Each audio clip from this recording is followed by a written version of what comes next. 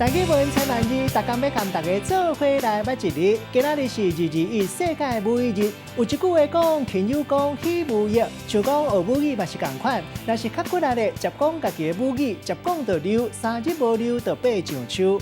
今仔日要甲大家小解这一日，就是勤，辛苦的勤，读考音勤第5条，有一寡地头读做群。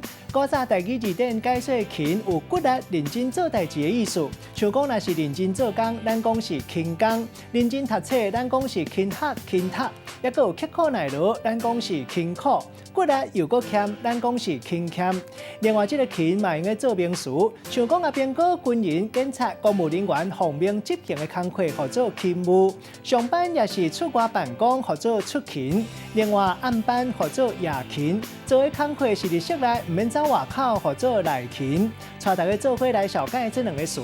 头一个读做出勤，会当讲是去上班，嘛会当讲是出外办公。第2个词读做夜勤，会当讲是暗班或者是暝工暝仔班。咱用一句话来举例，甲这2个词夹做伙。比如讲阿明退休了后，去接管理员的工课，做夜勤的顾暝仔班，算是内勤，就唔免出去外口出勤，日时就会当休困。今仔日小解这一日读做勤，有的人读做群，提供给观众朋友来参考。